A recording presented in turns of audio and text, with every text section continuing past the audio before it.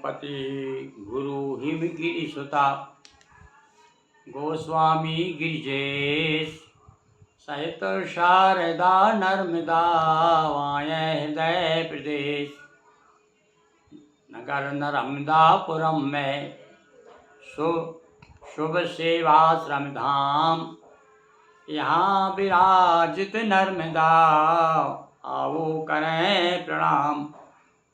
बंदो हनुमत लखन सियो बंदो हनुमत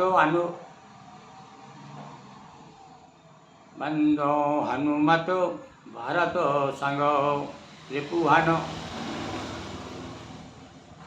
बंदो हनुमत लखन संगो रिपुहन भरत सुजान सिया राम जी को नमन गाऊं हरि गुण गान सियावर रामचंद्र पद जय शरणम।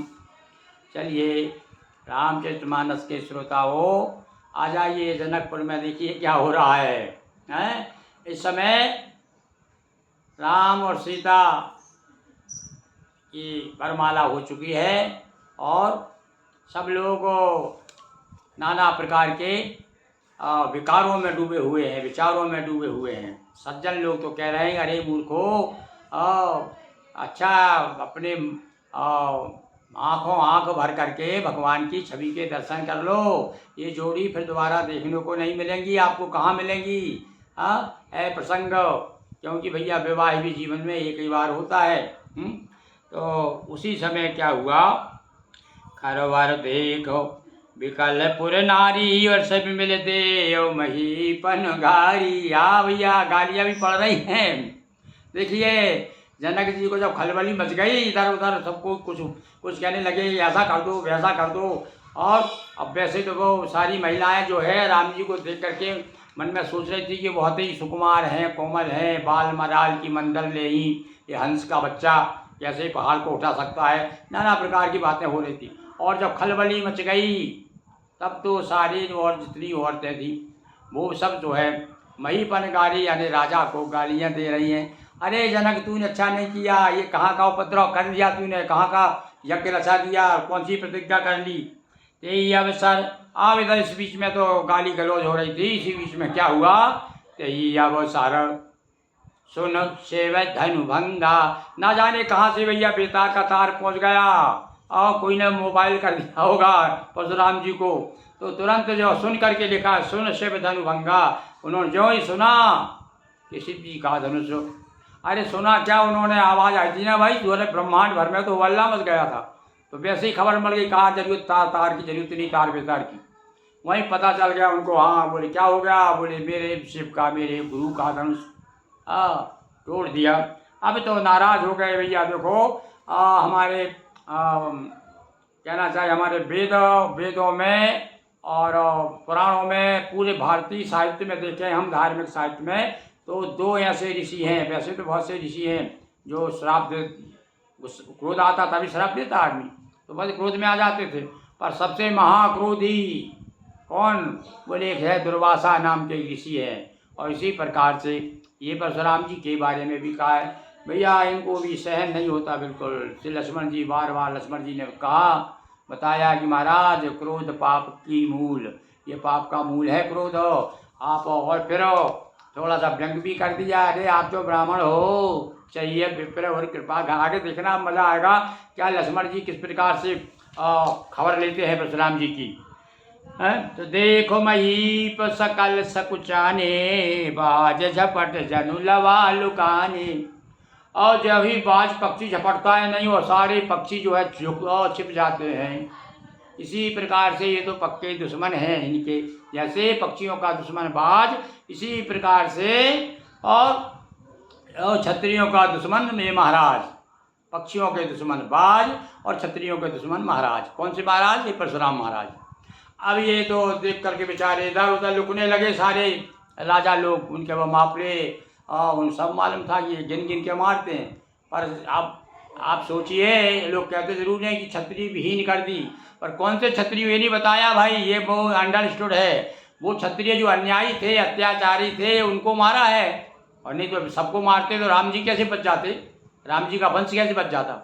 ये सीधा सा मतलब ये है कि जो अन्यायी थे, जो अत्याचारी थे, जिनको ज़्यादा घमंड था, उनका घमंड चूर करने के लिए परशुराम का अवतार हुआ भगवान का।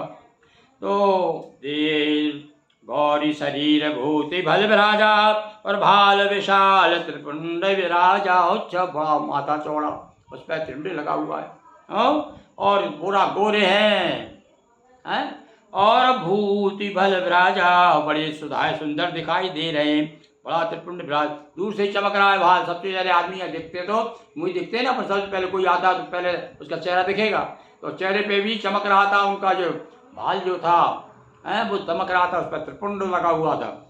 और शीश जटा शशि बदन सुहावा। आओ, जो सबसे पहले माथा दिखता है, उसके बाद पर दिखा, अरे बड़े बड़े बाल भी हैं महाराज के यार, हैं ये तो बड़े जटाधारी महाराज हैं। और साथ में शशि बदन सुहावा, और शरीर का कैसा शरीर है उनका, गौरी क्या थी ना पहले, गौरी शरीर, और शशि बदन सुहावा, बदन यहाँ मुँह से मतलब है उनका, और चंद्रमा के समान बड़े सुंदर थे। परशुराम जी कोई भगवान के अवतार ही माने जाते ना वो भी, तो वो सुंदर क्यों नहीं होंगे।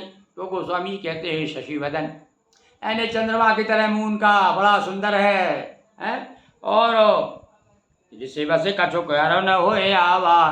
पर भैया चंद्रमा तो कभी शीतल होता है, देखो अब आप यहाँ है विरोधाभास आ गया यहाँ पर। शशि बदन की उपमा दे दी और थोड़ा कह दिया, गुस्सा है ना, थोड़ा सा ललाई आ गई है, यानी चंद्रमा भी कभी कभी लाल हो जाता है, ये बता दिया उन्होंने कि कितने ही शीतल आदमी हो, और वो भी जब समय आता है तो वो भी जो है गर्माई पैदा कर देता है। तो भ्रकुटी कुटिल नयन रिसराते, और सहजऊ चित्तवत मनहु रिसाते। और इस समय स्थिति ये थी कि सहज वैसे ऐसे ही नज़र उठा कर देखे तो आदमी घबरा जाओ, अरे बाप रे आज तो महाराज बड़े गुस्सा में है, न जाने क्या करेंगे। कटे वृषभ कंध, ऐसे वैसे नहीं थे वो भी, सांड के जो कंधे होते हैं ना, यहाँ पर सबसे सीधे वो बैल नहीं जो अपने जो खेते उसमें जोते जाते हैं, नाड़ी में जोते जाते हैं जंगल में खेतों में। और वृषभ यानी कहना चाहिए कि नंदी का कैसा कंधा है, सांड के जैसे बड़े बड़े कंधे होते हैं, ऐसा बड़ा विशाल कंधा है। कोई छोटे मोटे महावीर थे। वृषभ कंध और बाहु विशाला, बड़ी बड़ी लंबी भुजाएं। और भैया जो अवतारी पुरुष होते हैं उनकी ऐसी लंबी भुजाएं तो होती हैं। राम जी की भी बता दें, घुटने से नीचे जाती थी। परशुराम जी की भी लंबी भुजाएं हैं। और चारु जनेऊ माल मृग छाला, पहचान बता दी भाई, उगाड़े पुगाड़े थे ही पहले ब्राह्मण लोग। आज भी कुछ लोग यज्ञों में, अब तो यज्ञों में देखते हैं ब्राह्मण लोगों को कपड़े नहीं पहने रहते, कहीं फिर भी बनियान पहने रहते हैं, और नहीं तो पहले तो ये है। अरे हमारे राम जी भी कब देखा सिला हुआ कपड़ा देखा कि हाँ झुंगरिया, पीठ झुंगरिया तन पे हराई, मम्मी ने हाथ से सीधी होगी या सिलवाई होगी किसी से, उस समय कोई मशीन तो थी नहीं, झुंगरिया तो बिल्कुल ऐसे कपड़ा डला हुआ है, और ऐसे जनेऊ कंधा दूर से चमक रहा है, जनेऊ भी चमक रहा है, जनेऊ बता दिया उन्होंने, पहचान बता दी कि जनेऊ है, ब्राह्मण है ये भी मतलब ये स्पष्ट कर दिया उन्होंने। नहीं तो लोग कह सकते थे अरे भैया परशुराम तो छत्री थे, हाँ ब्राह्मण जनेऊ अनेऊ था नहीं, पर भैया तो जनेऊ तो छत्री भी पहनते हैं, ब्राह्मण छत्री वैश्य 3 लोगों के लिए बताया है, 3 लोगों को और जनेऊ पहनना चाहिए। तो चारु जनेऊ माल मृग छाला, जनेऊ की माला है, चारु जनेऊ माल बताया।